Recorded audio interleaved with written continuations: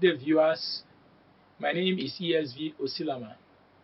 I welcome you to my new series, Beautiful Africa, where I intend to unveil to you some beautiful parts of Africa that you don't normally see on global TV. We have started this series and we have had like 4 or 5 series, but today we are changing the dimension, taking it to video, where you begin to see some of these things live. We are looking at Abuja today.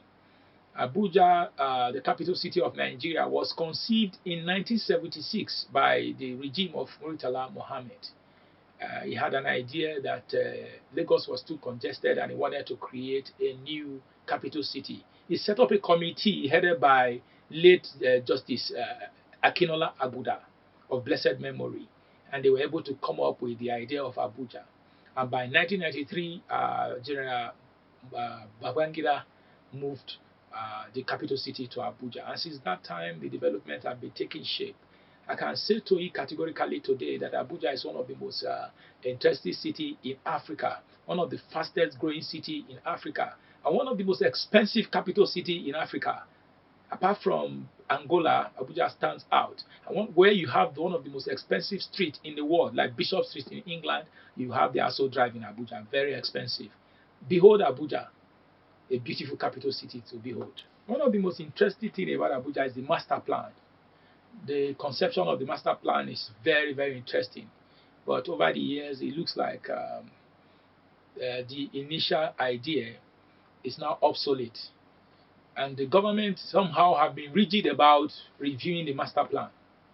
There's nowhere in the world where a master plan is left to remain for a very long time, forever in perpetuity. Master plan are supposed to be reviewed to align with the present day reality. So like for Abuja, I suggest that the powers that be, like the Minister for FCT, set up a committee or his team, call his team for a meeting, and they should look at reviewing the master plan so that it can align with today's reality. For instance, you have so many people who live outside the main city, the satellite towns around Abuja.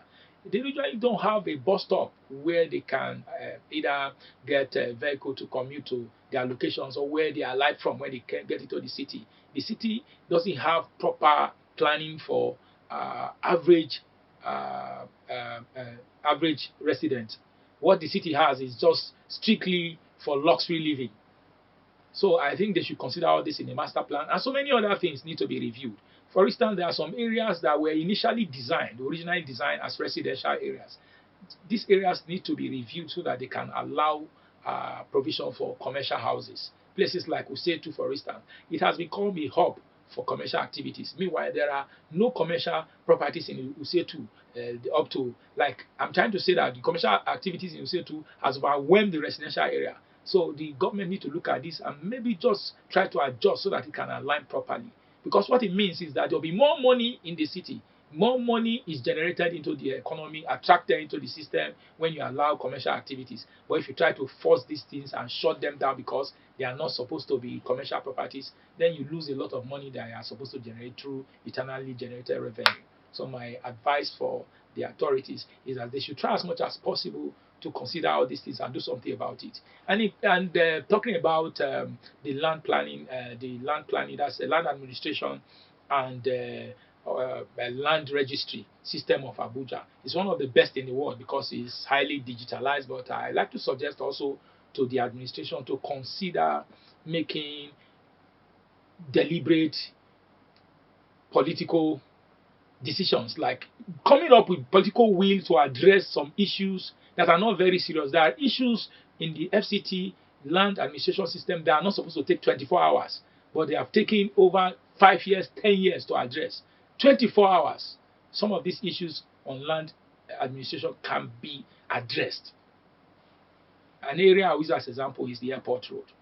The administration can address the issue in the airport road within 24 hours. It's just to take up professionals, call them together, and look at the existing structures on ground and solve the problem so that every property in Abuja will have the proper and required legal document as required by law. Thank you very much, viewers, for listening. If you have comments, feel free to send in your comments. I look forward to hearing from you. Once again, my name is ESV Osilama. Thank you for joining me in this session.